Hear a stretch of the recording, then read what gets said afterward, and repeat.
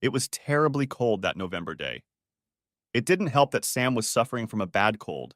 He was completely miserable. It was made worse by the fact that he had to work outside in the cold. Sure, he could have stayed home and called in sick like so many others, but that was never his way. It was his family's company, and he always gave his all in everything he did. One day he heard someone say, "If a thing is worth doing, it should be done 100%." He never called in sick unless he was physically unable to come. That only happened twice. Both times it was because he was hospitalized. After coming to terms with that, he went back to managing the team he was working with. At 10 o'clock, he felt his body start to give out. He realized he could no longer continue working. Arturo, his foreman, took one look at him and practically forced him into his truck. "Go home, Samuel. We don't need you right now, and the whole crew will end up sick." So 20 minutes later, Sam was in his truck parked on the street in front of his house. He parked on the street because when he came home, he found his brother's truck in his driveway. This was odd for 3 reasons. First, his brother was supposed to be at work. Second, Jimmy had no business being at Sam's house if Sam wasn't there. Third, the reason Sam was on the street with the crew at all was because he was covering for Jimmy, who was supposedly in a neighboring town meeting with a potential client. Of all the possible reasons Jimmy's truck could have been in his driveway at that time, Sam couldn't think of a single one that was acceptable. Camila's voice came through the open bedroom door. Thus, Sam's suspicions were confirmed. Sam, switching his phone to video mode, headed toward the open doorway. "Jimmy's making me cover his ass? Let's see how he likes it when I kick his ass." For perfect timing, Sam waited and threw a punch. Jimmy's universe changed in an instant. Camila looked back and was horrified to see the mask of rage on her husband's face.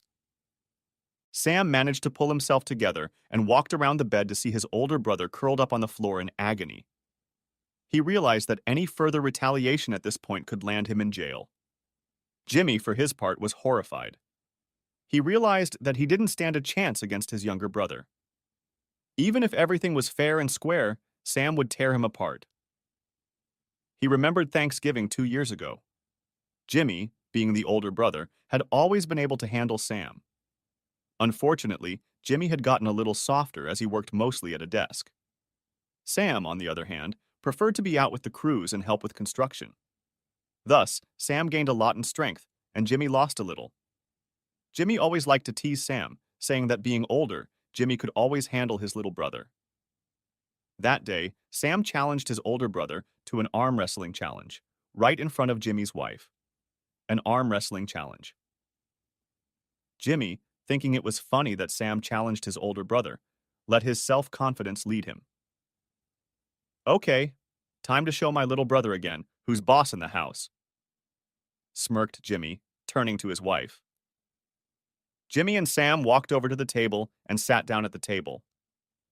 "Oh, shit," muttered Jimmy, hearing the GO.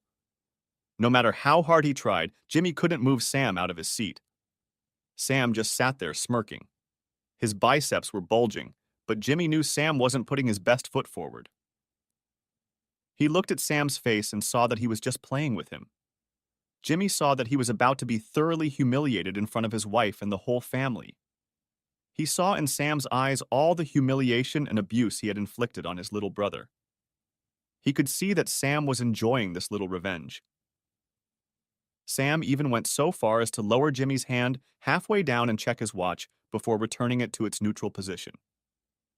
The humiliation was complete as Sam yawned with boredom and effortlessly took Jimmy's hand back to the table. Afterward, Jimmy vowed revenge. Really, Jimmy deserved what he got.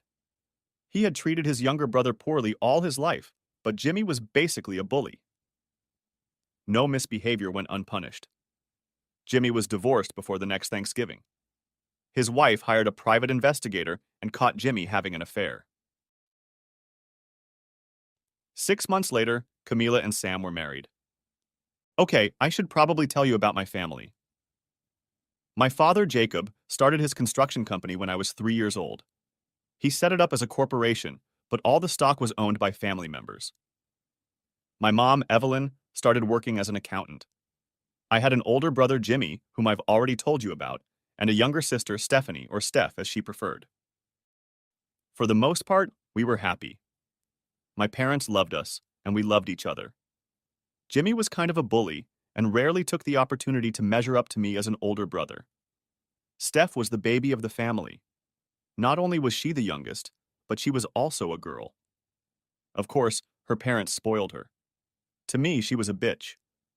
So, my older brother was the heir, and my sister was the spoiled girl. I was the middle child. Of course, my parents loved me and I loved them. They didn't really have any favorites. At least I'm sure they didn't think they did. But my older brother was still the heir, and my younger sister was still the baby of the family. I was the middle child.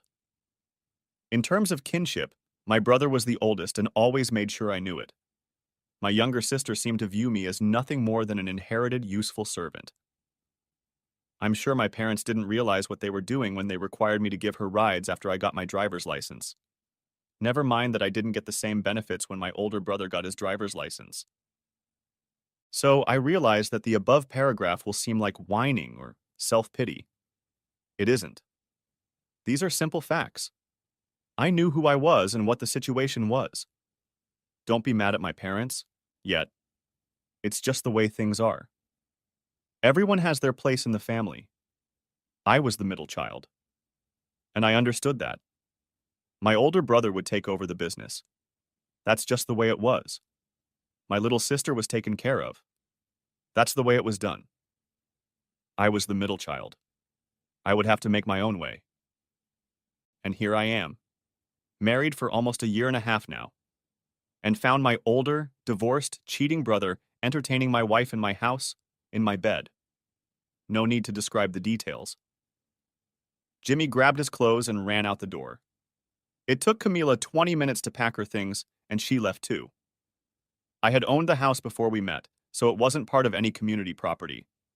We had a prenup, so I just signed a power of attorney with my attorney, laid out my terms to him, and left town. My attorney sent me a final divorce decree 6 months later. Okay. It sounds like everything went smoothly, but it didn't. Sure, I went out of town, but not very far. I went to talk to my parents. I showed them the evidence. They said I needed to get over it. Jimmy was going to take over the company, and I had to let him go for the sake of family harmony. My sister joined in too. Sure, Jimmy was an asshole, but it was just a minor nuisance amidst the common good. If I push him, I'll lose. Let it go and be happy for Jimmy and Camila. To make matters worse, Camila moved in with Jimmy that same night. I was told not to make waves. Jimmy was the chosen one. It was quite obvious that I was alone in my struggle. I vowed never to come back until I had my revenge. Look, in a few years, Jimmy will take over the company. Yes, we're disappointed in what he did, but we're not going to disown him. You've got a good case here. Get over it and get in line. Don't try to make us choose between you. He's the heir apparent. Deal with it, my parents told me. My sister, bitchy as ever, picked up on it. Oh, boo boo boo boo. So what? She just decided to switch. I can't really blame her. Just pull yourself together and make sure I have the Ramsey report on my desk by Monday morning. When I finally talked to Camila, it only got worse. It started about a month after we got married, she admitted. She also said that most of the time I covered for Jimmy so he could come to her. Even worse, she told me she was pregnant and the baby was Jimmy's. I was an innocent victim, but my whole family sided with the cheaters. I watched as Jimmy and Camila were welcomed by my family with open arms. I watched as everyone pretended that I never had a relationship with my own wife. I listened to my family admire Camila and congratulate Jimmy on becoming a father and giving my parents a grandchild. All this while, I was quietly sidelined. My divorce was barely mentioned, only talked about in generalities when it came to the timing of Jimmy and Camila's marriage. I was invited to dinners and parties, but it was obvious that it was out of obligation rather than out of a desire to have me around. As long as I showed up for work and fulfilled my duties, that was all they cared about as far as I was concerned. The last time I saw my family for the next 10 years was exactly 3 minutes and 30 seconds. It was at Thanksgiving dinner. I arrived late in the evening, walked in, and began the greeting. Happy Thanksgiving, you incubator bitch whore, I exclaimed as I entered the dining room. And you, bastard! You look completely different. And just as quickly, I was shoved out the door. I swore two things. One, I would leave and never consider these people family again. Two, one day I would come back and destroy them for what they had done. This was my family. These people were supposed to love and respect me. I did everything I could to be a good son and brother to them, and they turned their backs on me when they should have hugged and comforted me. Anyway, I had to go back and burn their world around me. I would show them the same mercy they showed me. None. 2 weeks later. Damn it! Where the hell is Samuel? Came a shout from Jacob's office. What happened? Asked Evelyn worriedly, running into the study. True, she hadn't seen her middle child in a while, but she figured he was still sulking over what had happened. She felt a little sorry for him, but she just couldn't go against her eldest son. After all, he was the one who had been chosen to lead the company. Geraldson's project is a month behind, and the Mandelson building inspector is demanding that we redo everything that's been done in the last week and completely redo everything. It's going to cost us at least $50,000 and another 2 weeks to fix it. Why the hell did Samuel let this happen? Yelled Jacob.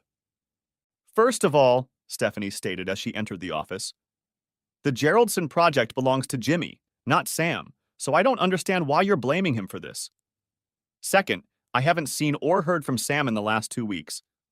He's not answering his cell phone, and the station manager just told me he hasn't seen or heard from him in the last couple weeks either. Sam knows damn well he was supposed to have Jimmy's back on this project. Hell, he's been working on it for the last 6 months, so he should be used to it. Find him and tell him I'm waiting for him in my office so I can kick his ass first thing in the morning.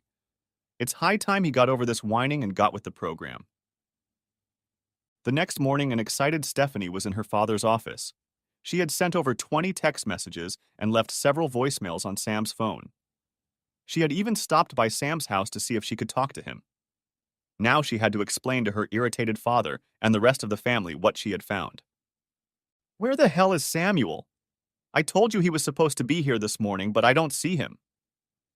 Jacob frowned, looking around at his wife, oldest son Camel, and daughter. Well, he left, she stuttered. Gone? What do you mean gone? Her mother asked. I mean gone. I don't know where, but he's gone. He's not answering text messages or phone calls. He's not answering voicemails. I even went to his house yesterday and found that he had moved out. When I went in, there was a cleaning crew there, and they told me they were getting the house ready for the new tenants to move in. Apparently, he's renting it out now, she explained. You mean he abandoned his family? Jacob practically screamed. Stephanie had had a rather restless night after her discoveries. Not being able to sleep had forced her to go over in her head the many things that had happened and been said over the past few years. It became even harder to fall asleep as her brain began to move in a single logical direction. Every memory of how everyone had treated her brother replayed in vivid colors and surround sound. No, she said in a soft voice. I think he thinks his family abandoned him. 10 years later. After leaving home, I joined the Army Corps of Engineers. I went to college and worked part-time for the company until I graduated. My degree was in civil engineering, and I also earned an MBA. Of course, Jimmy was going to run the company, but I was also going to be part of the executive team. At least that was the plan. Now I started making other plans. My plans had changed from when I first left home. My new plans were even better, and they were going to come to fruition today. I grinned as I watched my little sister walk into the building across the street. She looked at me, but it was obvious she didn't recognize me. I had changed a lot in the last 10 years. I didn't have much time, so I thought back over the last few years. As I mentioned, I joined the military. With my education and experience, I was welcomed with open arms. I ended up in the sandbox rebuilding infrastructure. I had a lot of free time, and I used it to train, take weapons classes, and even had a couple of special forces guys teach me hand-to-hand combat. Not that I needed it, but I wanted to build up my strength and be able to defend myself if needed. I was 6 months away from the end of my tour of duty. By this point, I had been promoted to captain, and my commander was already thinking about re-enlisting. To be honest, I was thinking about it myself. We were moving the convoy to a new area when it happened. An IED went off as we drove by. Our Humvee was destroyed but survived most of the blast and shrapnel. It hit me, but I didn't think it was really serious. But it still hurt a lot. As I was trying to get out of the destroyed vehicle, gunfire could be heard all around. That's when I noticed that one of the MPs was very badly wounded. Her leg was badly wounded, and she was losing a lot of blood.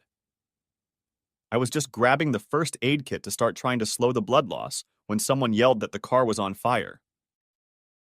Stuffing the first aid kit in my hand, I unbuckled my seatbelt and pulled her out of the car and into cover. I managed to slow the bleeding while the gunfire raged around us. After doing what I could for her, I picked up my rifle and got into the fight, doing my best to keep the enemy out of our position. I paid no attention to how much blood I was losing, kneeling beside her and shooting at anyone who seemed to be trying to get to us. 20 minutes later, I was exhausted when I heard the clatter of helicopters overhead. My body finally gave up when I saw the paramedics running towards us. Son of a bitch! Immediately send these two of them to the evacuation vertilet. I heard one of them yell as everything around me went dark. My eyes opened to a pair of green puddles surrounded by the face of an angel with gorgeous red hair. Oh shit, muttered I. The angel's eyebrows drew together and her face frowned. What's the matter? She asked in a sweet melodic voice. I was sure I was going to survive, but apparently I died. What makes you think you died? Well, I've never died before, so I can't be sure. But I think that if someone wakes up and sees an angel looking at them, it's a clear sign that they've died. Her face changed, and she started to laugh. Sorry to disappoint you, but I'm far from an angel. In fact, I'm a lawyer. I smiled. That means I ended up somewhere else, but I don't mind as long as I can keep seeing you here. Well, if it's up to me, you'll see me often. Fortunately for both of us, it won't be in hell. You, my brave hero soldier, are still alive. You are now in a hospital in Germany. You were treated back at the base and then brought here. Good. Since you said you're a lawyer and not a nurse, I'd like to know who you are and why you're here with me. Not that I'm complaining, but I'm not sure a lawsuit against the rebels for pain and suffering would really work. She laughed again. I really liked her laugh. No, I'm not here to try to sue the rebels. I'm here to thank you for saving my sister's life. My name is Rebecca Caulfield. My sister June was the MP you pulled out of the Humvee and administered first aid. Everyone I've spoken to is adamant that if you hadn't done what you did, she would have died. So how is she feeling? Is she going to be okay? I asked. She's going to be fine. She managed to save her leg, but she'll always limp at least a little bit. That's how I got to meet Becca and her sister. True to her word, Rebecca spent her days in Germany, dividing her time between my sister and me. I decided not to re-enlist and was discharged with a Purple Heart and Silver Star. Upon returning to the States, I continued to date Rebecca. We got along very well and started dating. I told her about my past and how my ex-wife and family had betrayed me. I told her about my revenge plan. Simply put, I would start my own construction company and compete with them. Being in the military, I never needed a lot of money. I invested what I could until I finally saved up enough to proceed with my plans. Being intimately familiar with my family's business, I knew all the ways to get around them and start stealing their customers and best employees. I might not be able to completely bankrupt them, but I could become more successful and reduce their income significantly. Rebecca thought for a moment, then smiled slyly. How would you like to really burn them out? Then she told me her plan. I liked it. I liked it a lot. As it turns out, Rebecca's parents are very rich. Very rich. They also really liked me, and they were very angry at my family for what they had done. It also turned out that her older brother was a brilliant financial wizard.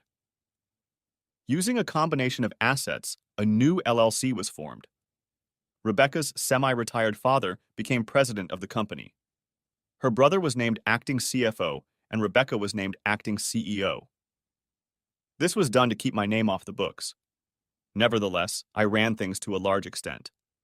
The first thing we did was buy out a small construction company that was poorly managed. Once I took over, things changed quickly. 6 months later, we added another company. By the time we were ready for the finals, we had acquired 5 more companies in different parts of the country. Rebecca and I also became very close and started dating. You may be wondering about June. She healed as much as she could, and thanks to intensive physical therapy, was able to walk with only a slight limp. Because of her injuries, she was medically discharged from the military. The rivalry between June and Becca was never a problem for me. Although she was very grateful to me for saving her life, it was explained to me that I was not her type at all. Her and my type seemed to have a few things in common. If my name had been Samantha instead of Samuel, there's a good chance she would have been much more interested. So now I was sitting across the street from the family business, waiting to get my revenge. Over the past few years, I had become quite wealthy through my investments and the success of our new company.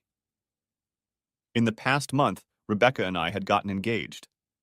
I smiled, expecting to burn my former family. They had no idea what was in store for them.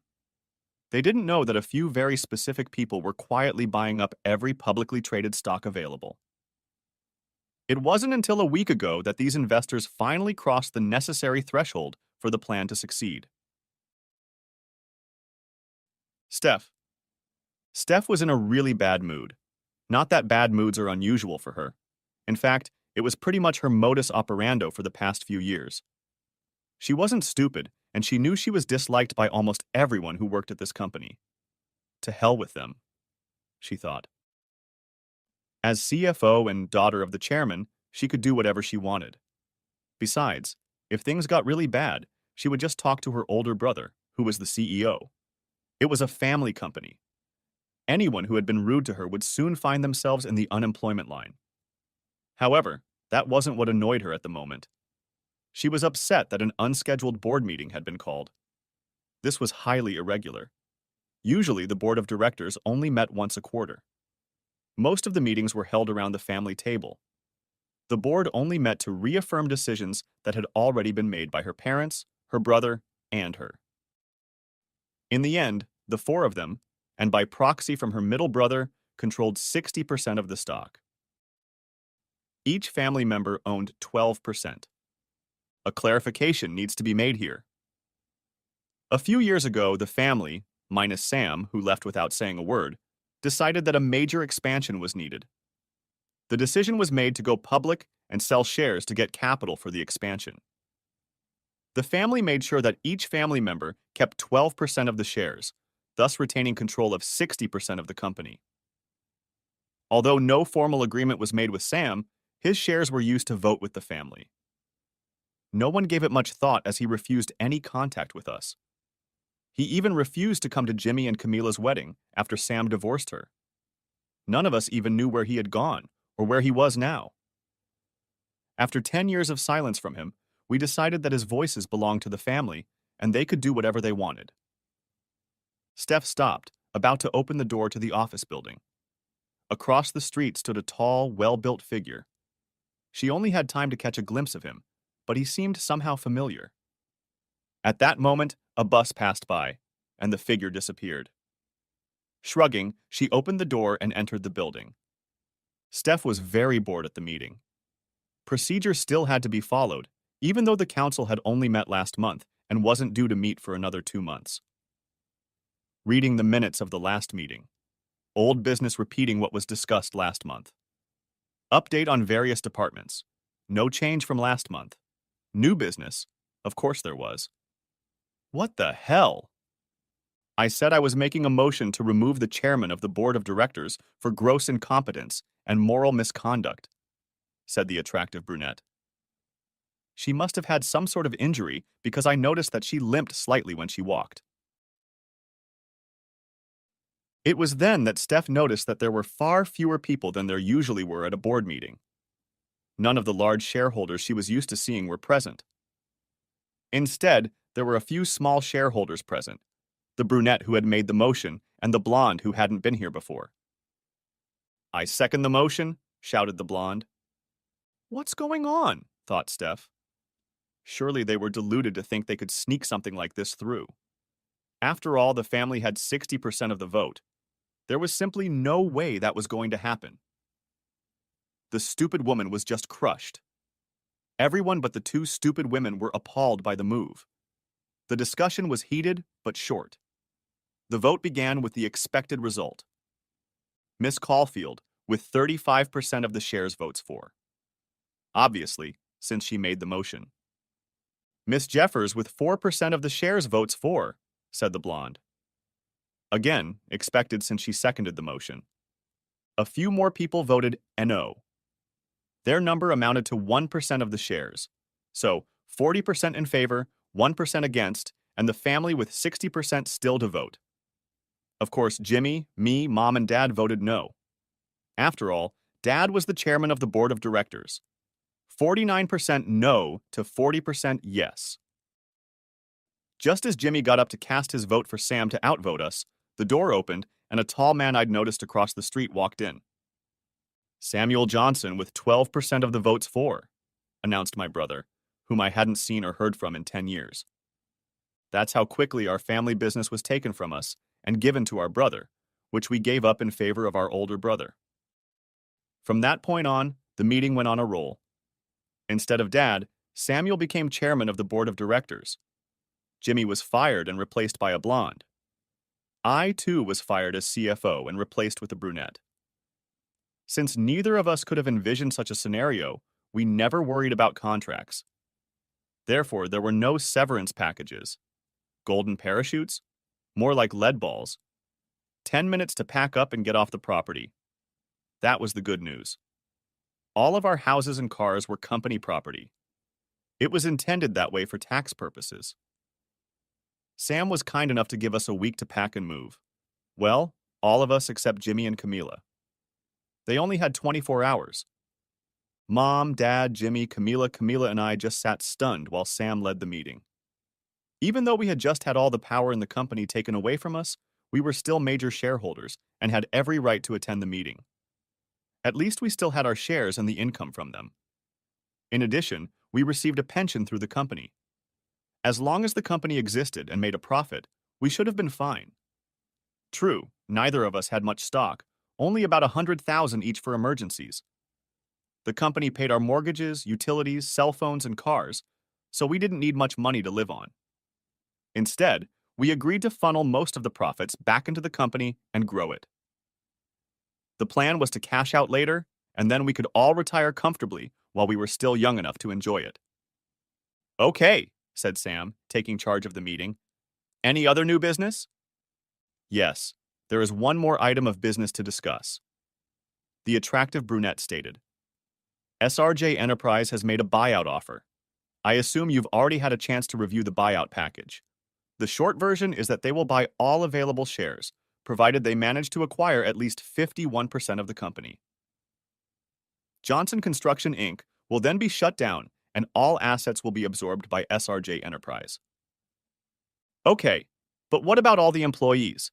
We have a lot of really good people working for us, and I don't want them suddenly out of work and unable to support their families." "Mr. Johnson, all the non-executive employees will just continue to work as before. The only difference they will see is the company name on their checks. Our customers will still work with the people they know. All managers will either be fired or transferred to a similar position at SRJ. I should note that they have asked the chairman, CEO, and CFO to move to the same positions at SRJ. The current chairman of the board and the CEO and CFO will be retiring." "What about those who don't want to sell their shares?" asked Sam, looking at us. "I'm sure there will be those who won't want to sell." "Well, the SRJ rep said that once they get 51%, the purchase price for the remaining shares will be drastically reduced. Apparently, they don't want any more shares, and when word gets out about their plans, the value of the remaining shares will drop dramatically." All those who remain will find that their investment has disappeared. Very well. Is the representative here? Yes, she's waiting in the lobby. She wanted to be available as she hoped to start acting today. Would you like to call security to have her escorted inside? Sam called security, and a few minutes later, an absolute goddess walked through the doors. I wondered why the hell all these attractive women had somehow shown up today and stolen our company from us. And more importantly, what did Sam have to do with this? It was becoming obvious that he was part of the scheme. We hadn't heard a word from him in 10 years, and suddenly he showed up today? And then he decided to kick his family out of the business his father started, and we raised? What the hell was he doing? Why was he doing that? So, like I said, we're offering $120 a share for the first 51%. After that, anyone who wants to sell will be offered $2 per share. Once the controlling interest is obtained, they will not be worth more. Damn. I missed the first part of what she said, and really wish I had heard the rest. Going from $120/share to $2/share was disastrous. Of course, I really didn't want to sell, but not selling would have been a disaster. I quickly stood up and shouted that I wanted to sell. Better get in line early while you can. The redhead smiled, turning to me. Sure, we'd be happy to purchase your shares. You're fourth in line right now, so I'll make you our offer once I finalize the first 3 deals. My stomach clenched when I figured out who the first 3 sellers would be. Being fourth was practically the same as being last. I watched as Sam, then the blonde, then the brunette signed deals to sell their shares. She'd already gotten her 51%. All of our money was tied up in the company. In another 5 years, we planned to sell it and make a profit. We would be multimillionaires. Now we would be lucky to be 11,000-aires. We all had to head home to start packing. Security confiscated our cars and office keys before we were allowed to leave the grounds. We had to make arrangements with security to come back the next day and clean out our offices. The blonde announced that she would revoke all of our access to the company servers and that our logins would be deactivated in the next few minutes. This didn't matter much since our laptops had been confiscated earlier. The blonde also informed us that the next day, the IT staff would come and confiscate our home computers. Furthermore, if evidence was found that we had tried to delete or corrupt any files before they got them, there would be serious charges of corporate espionage, fraud, tampering with evidence, and embezzlement. Jimmy was told that his computer had been confiscated by IT technicians immediately after the vote to remove his father from office. Oh, and we already have a forensic accountant looking into the books. Sam smiled. The following evening, everyone gathered at his parents' house. Jimmy, Camila, and their 3 children arrived with a moving van full of everything they could pack into it in a hurry. Due to the short notice and lack of other options, they were to move in with Jacob and Evelyn until they could arrange another place to live by the end of the week. After the truck was temporarily unloaded in the garage, the family members gathered around the table to plan for the future. Okay, we need to figure out how we're going to respond. We can't just sit back and accept this. We have to fight back and get back what's ours, stated Jacob. Fine, replied Evelyn. But what are we going to do? How do we fight back? Where do we even start? We'll get our lawyers involved and start filing lawsuits. Dad. We don't have any lawyers. The lawyers work for the company and we don't control it anymore. We'd have to hire another lawyer and they cost money. I know we each have accounts where we hide money, but it would be a long legal battle, and right now I need any money I can get to live on until I find another job and get back on my feet, informed Stephanie. Maybe it's time for me to visit my little brother. Jimmy grinned, crunching his knuckles. Camila looked critically at her husband. She'd gotten a very good look at her tall, muscular, and confident ex-husband as he made his way around them in the boardroom. I would strongly advise against it, she declared. It didn't end well for you last time, and he looks a lot tougher and stronger now than he did then. The conversation went on for another half hour, suggestions being made and dropped. Stephanie listened without adding anything new. She did, however, add criticism to every silly idea. She listened to one idea that no one mentioned. It was the one thing that had the slightest chance. She knew it wouldn't fix the situation, but it might make it at least a little easier. Maybe we could just talk to him. The sudden silence was deafening. Everyone in the room suddenly looked in her direction, as if she had suddenly grown a third eye. Maybe if we go over and talk to him, we can apologize for the way we treated him. Maybe if we ask him for mercy, he won't be so harsh. Obviously, he will never take it all back, but maybe if we bow down to him and admit that we were very wrong in our treatment of him, he can ease our pain enough that we can survive and not be completely destroyed. Pandemonium began.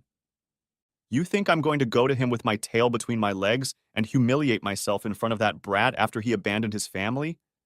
And then he comes back here after 10 years without saying a word and strikes back with his own flesh and blood? Are you out of your mind?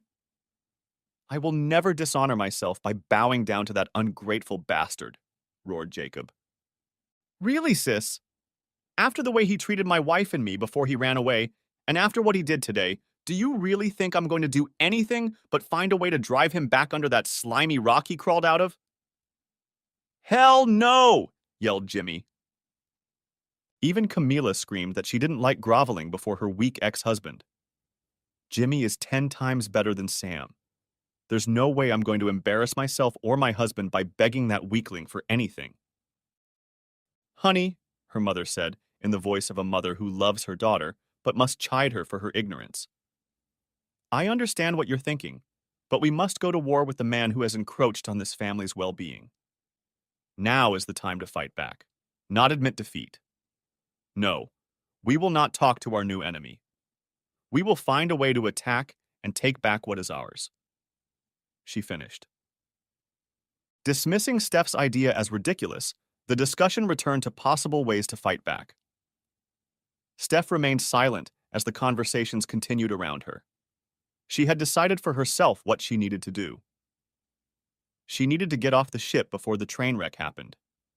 She realized too late what their loving family had done to her older brother. But Sam was gone by then. She never got the chance to tell him she was sorry for her words and actions. She was a self-centered, spoiled brat back then. The epiphany came to her 2 weeks later. The next morning, June Caulfield looked up as the receptionist let Stephanie Johnson into her office. She noticed that Stephanie was wearing a very nice dark blue pencil skirt, fitted jacket, powder blue blouse, black stockings, and 4-inch heeled shoes. All in all, it was a very pleasant but conservative look.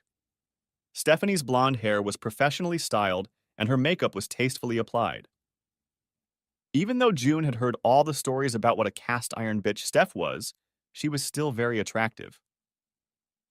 Gesturing for her guest to take a seat, June began this rather unexpected meeting.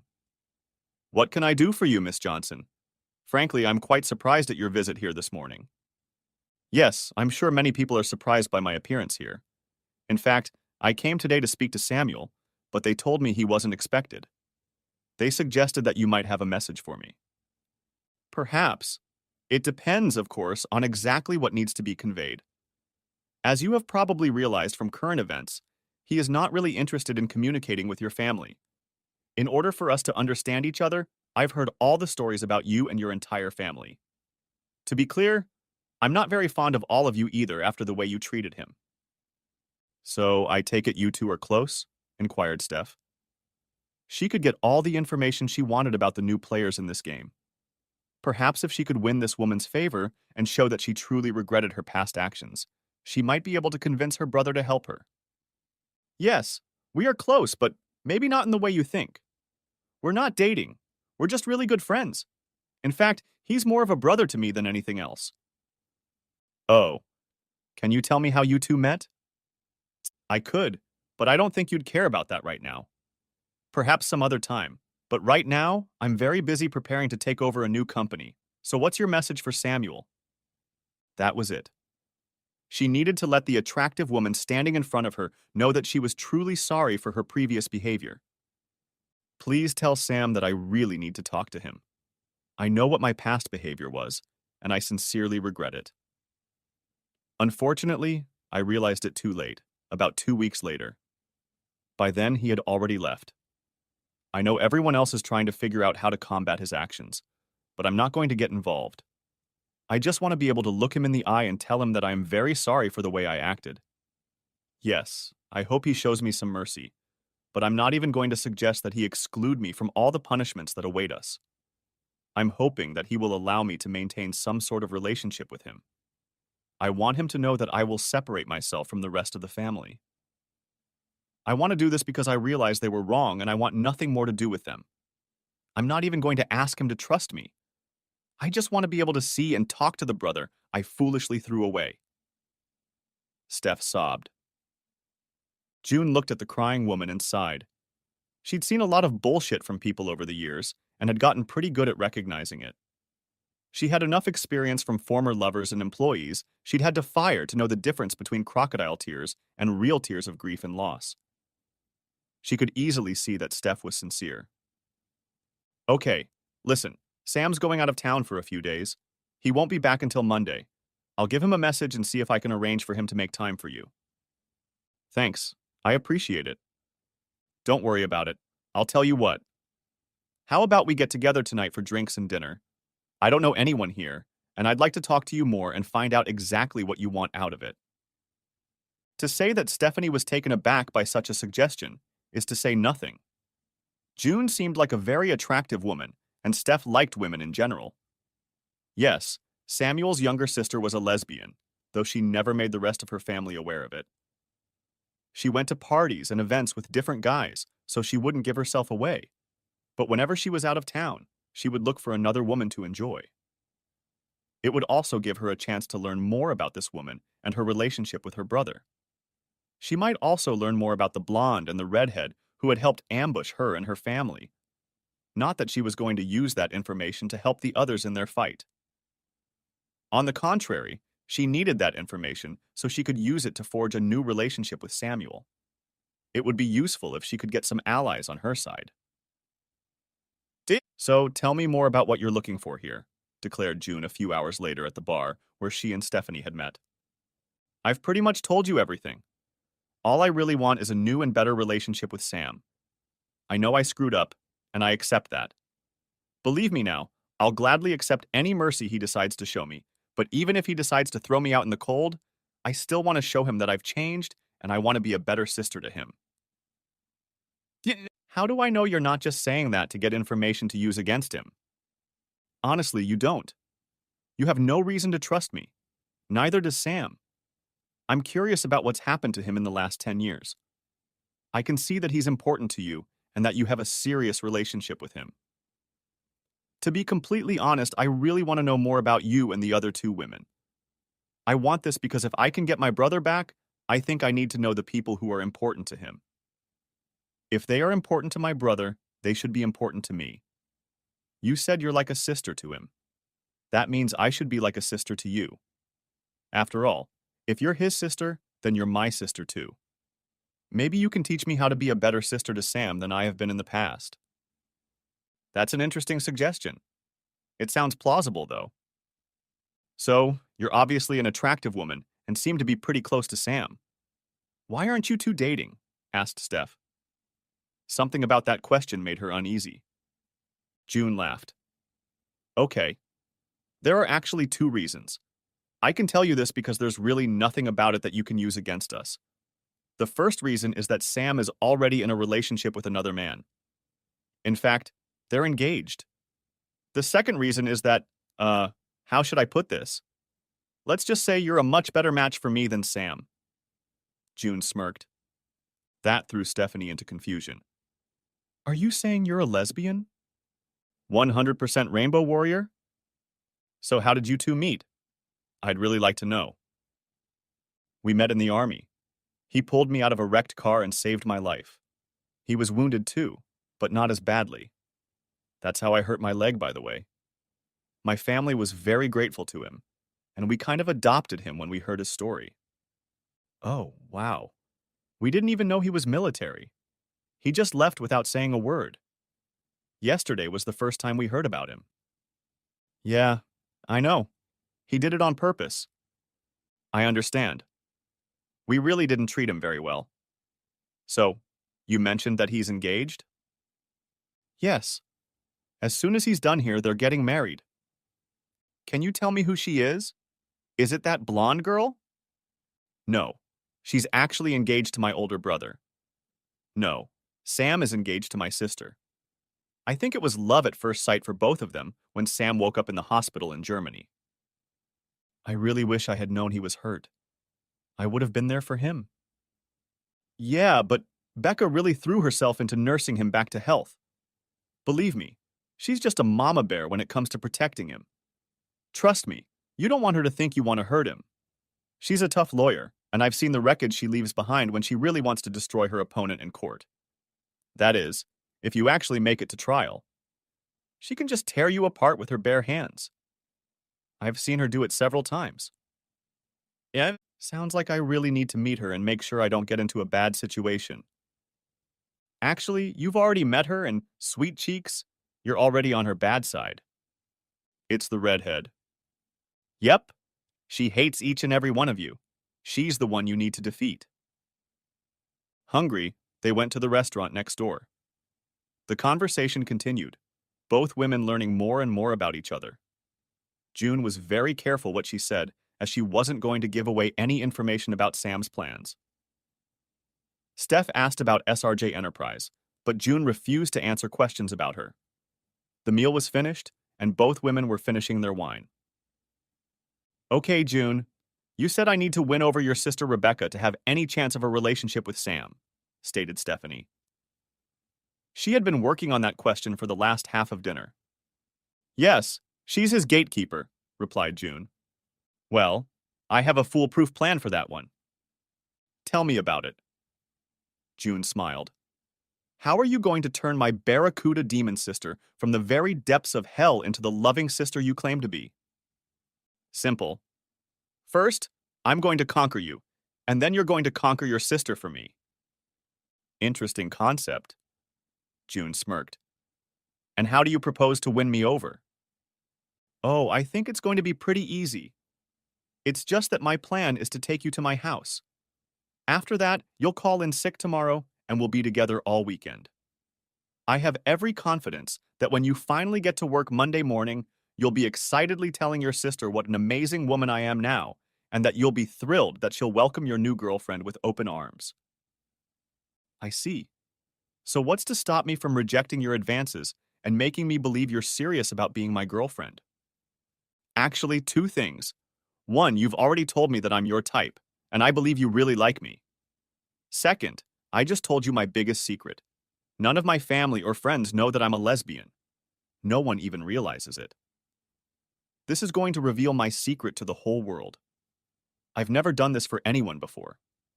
The fact that I'm willing to bare my true self and come out of the closet should convince you that I'm totally serious. If you still have any doubts about that after this weekend, just watch my parents and Jimmy disown me when it's revealed. I've already told you that I will disown them. That will only push the issue and prove my intentions. Damn it, sis. What the hell happened to you? You look like shit, exclaimed Rebecca when June was finally able to make it into the office Monday morning.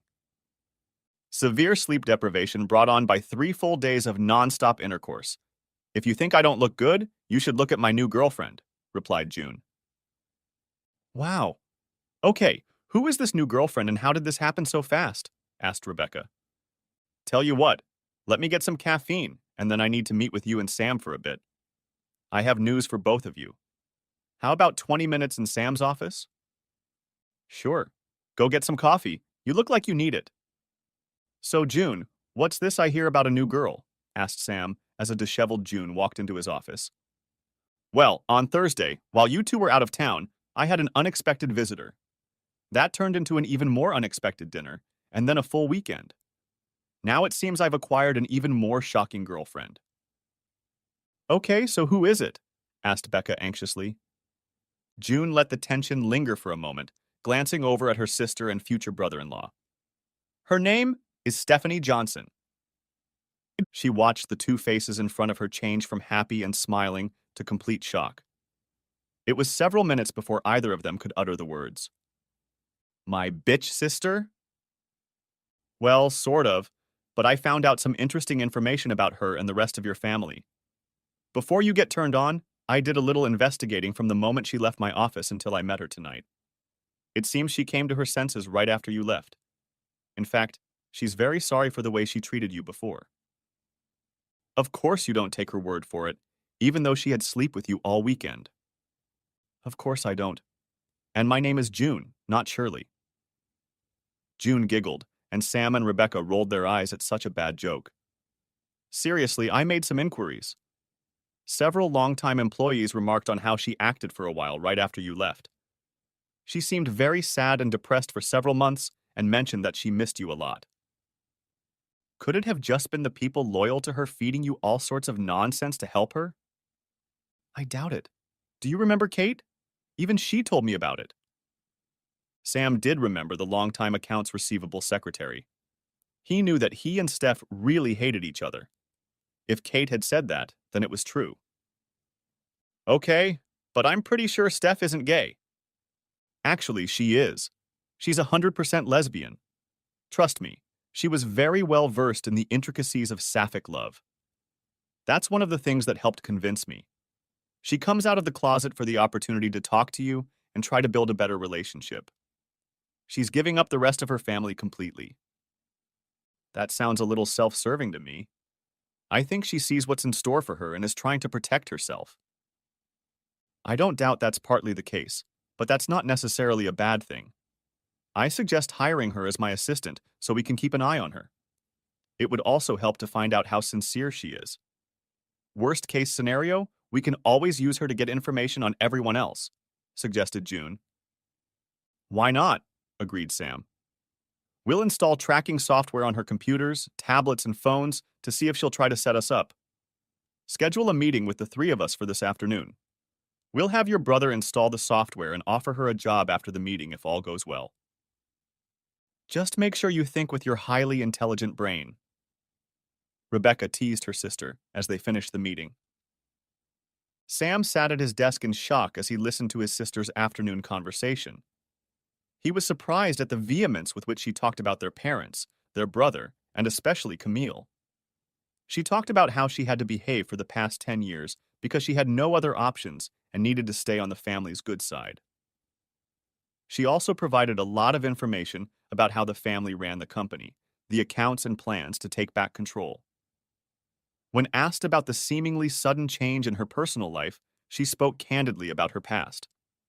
She confirmed that she now comes completely out of the closet and proudly stated that she had no qualms about messing things up with their very bigoted family. I've been miserable for the last 10 years. I'm sorry I only realized it after you left, but by then it was too late. Even if you reject me now, I'm just happy that I have a chance to finally apologize to you for my past behavior, concluded Steph. Good. I accept your apology. They seem sincere, and I'm even willing to try to see if we can work out some sort of relationship. Unfortunately, there remains the issue of trust. Given your past behavior towards me and your relationship with the rest of your family, I simply don't trust you. You have every reason to deceive us, after all. I have pretty much taken everything from you. However, my future daughter-in-law seems to think you deserve a chance. Keep in mind that we will be watching you very closely, and any misstep you make will have dire consequences. Don't screw up. Oh, what's SRJ Enterprise? Asked Steph. I've never heard of it before. SRJ is Samuel, Rebecca, and June. We own the company, so it doesn't matter how much we offer for our shares, we still pay ourselves with our own money. Should have known better. 6 months later, Stephanie never moved out of her house. Instead, June moved in and let her friend live with her.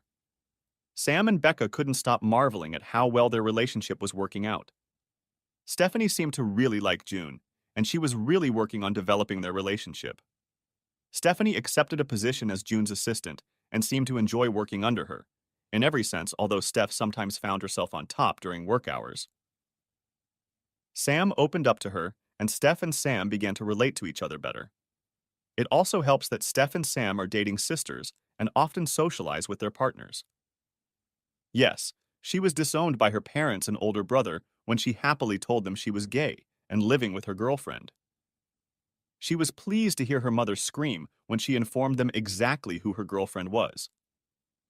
All Jimmy and Camila had to do was watch their former home pass into the hands of Dave and his fiancée.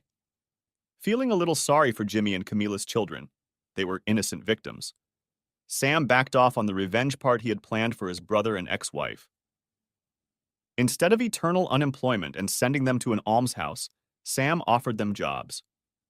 Of course, it took a few months in finding themselves on the verge of being evicted from the cheap apartment they were renting before they both finally humbled their pride and accepted.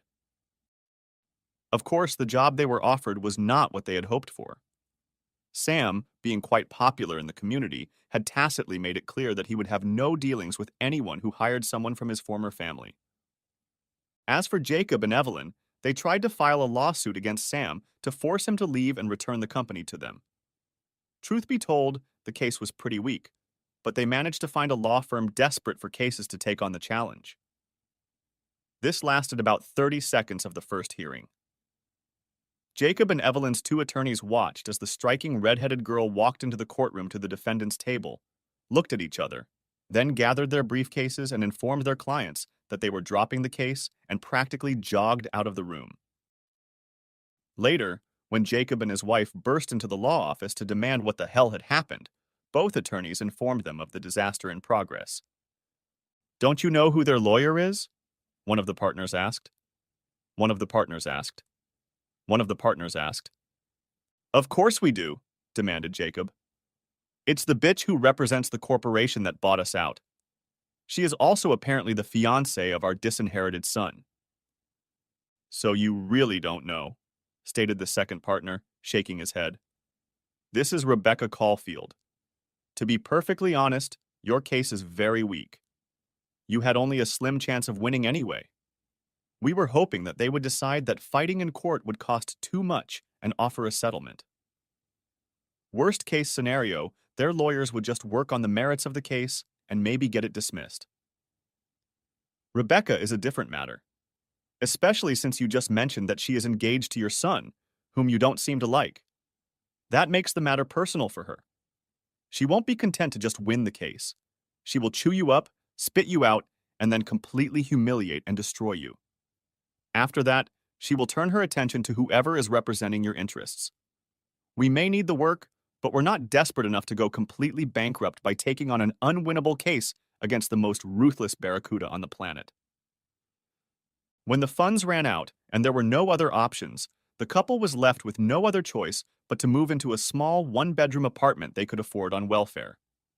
Evelyn spends her days as an unpaid nanny for Jimmy and Camila's children as her oldest son and daughter-in-law work. Jacob spends his days in misery, sitting on the couch and lamenting the way his life has turned out. The elderly spouses do not socialize with their younger son or daughter. They rarely see their eldest son because of his work. "Pardon me, Mr. Johnson," the store cashier said softly as she entered Sam's office. "Yes, Camila. What can I do for you?" he replied, smiling at his ex-wife and now daughter-in-law. "Well, I was wondering if you had the opportunity to move Jimmy somewhere closer to home. Because he's been working out of state for the past few months, we only see each other one day a week. But even then, he's usually too tired to do anything." "I'm sorry, Camila, but all the rough labor positions closer to home are taken. To move Jimmy closer, I'd have to move another rough laborer to take his place.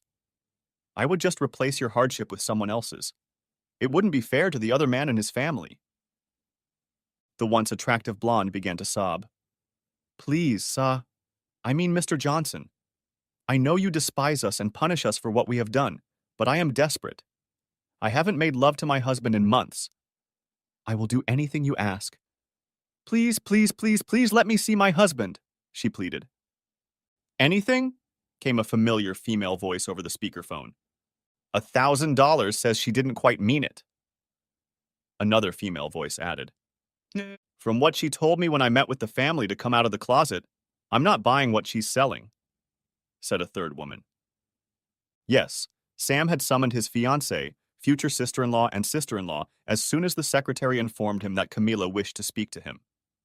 He was sure that was what the conversation would be about, and he wanted those closest to him to listen and enjoy it. "Well, Camila, No one seems to be buying it. Perhaps you should be more specific about what exactly you want to do. Frankly, I don't much like having that scumbag you call a husband any closer to me than absolutely necessary. If we could find a job in Siberia, that's where I'd send him. Why in heaven's name would I even consider moving him any closer? At least now he can come home every weekend. But that's an 8-hour drive. He gets home late Friday night, rests on Saturday, and then leaves again on Sunday morning. Considering he's just a handyman and makes barely more than minimum wage, he's so exhausted by the time he gets home that he just sleeps all day. Well, Camila, I'm not sure that's my problem. If things aren't working out between the two of you, you can quit and find another job. You know that's not an option. You know we've already tried that. We can't afford to pack up and move to another place, and no one else will hire us after what happened became known. I realize you hate us and what we did, but can't you show at least a modicum of compassion? Again, why would I? You two have never had any compassion for me. In fact, you've plastered it all over my face. The two of you have never shown the slightest bit of regret for what you did to me. All the regret you feel now is due to the fact that I took revenge on you. It's not because of what you did to me. Seeing that no words could change her ex-husband's mind, Camila realized there was only one thing left for her to do. I'll do anything. Maybe, she thought, she could get her ex-husband back and throw this overripe bitch out on the street. Okay, pronounced Becca over the speaker. How about this? Sam, you and I have been discussing the idea of a threesome of us with another woman. Camila's horror at the thought only increased when June said, Oh yes, Steph and I were discussing the possibility of hooking up with another woman too. Jimmy won't be back this weekend, so maybe you guys can spend time with her on Saturday, and we'll take her on Sunday. Next chapter.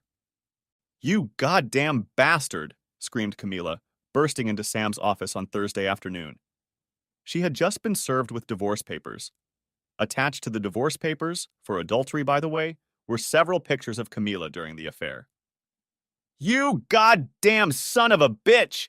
He goddamn kicks me out of my house and says I'm a wrong mother, continued Camila's screaming. Her tirade continued for another 10 minutes and drew a sizable crowd. Rebecca, June, and Stephanie were obviously among them. All this time, Sam just sat silently with a smile on his face. He remained silent until Camila finally calmed down and started sobbing. Becca? As counsel for the company, what are my options in dealing with the grave accusations that one of our cashiers has made against us? Well, Mr. Johnson, as far as the evidence I have seen here, she has no evidence that you, I, or any other employee of the firm has anything to do with her promiscuous behavior. My opinion on this matter is that she has been caught in a very compromising position, and she is grasping at straws to find some way to pay off that will save her reputation and secure her financial position. My advice is to fire her for creating a hostile work environment. Lord knows our security cameras have captured enough of her false accusations to warrant it. Sam sighed. Very good. Although she hurt me when she left me for my brother, I was really hoping that helping them and hiring them when no one else would could somehow heal the rift in our family. In the end, it worked when we hired Stephanie. So be it. Camila, I have no choice but to let you go. Please go to Human Resources. They will explain your rights and options. Your final check will be delivered to you before you leave. But, I have nowhere to go. Jimmy kicked me out and filed a restraining order. Without this job, I can't even get another apartment or hotel room for the night. She whimpered. Camila, I suggest you consider all your options. Are you sure you don't know of another position for which you would be a good fit? Maybe a position that also includes room and board? June asked with a sly smile. A look of horror appeared on Camila's face as she suddenly realized the purpose of having this conversation on Monday morning. Sam, Rebecca, June, and Stephanie had planned this whole thing from the beginning. Gave them low-paying jobs to take away their options. Sent Jimmy out of state to keep them apart. Wore Jimmy out to the limit so that he would be too exhausted. Drove a wedge between them to diminish their affection for each other. drive them to the point of desperation so that she would be willing to accept their most bizarre proposals. And finally, providing her husband with evidence of her disgusting promiscuous behavior. All of this led to her husband filing for divorce and kicking her out of the house with nowhere to go. Now no one would ever hire her for a job. She had just been fired from a simple job. Sure, she could move to the other side of the country, but what kind of life would that be? She wouldn't have any references to get any kind of decent job. How would she be able to explain the huge gap in her work experience? The best she could hope for was a minimum wage job that probably wouldn't even support her, and the inability to see her children again. The next option was to live on the streets and beg for spare change to survive. She would at least see her children once in a while, even if it was supervised. Was she punished enough? Many would say no. The middle child, the forgotten one, the other child, the one who has to take care of herself, the one who becomes independent, the one who develops a desire to take revenge on those who have wronged him and becomes utterly ruthless. The end. Thanks for watching. I hope you enjoyed it. So subscribe to my channel and watch the next video.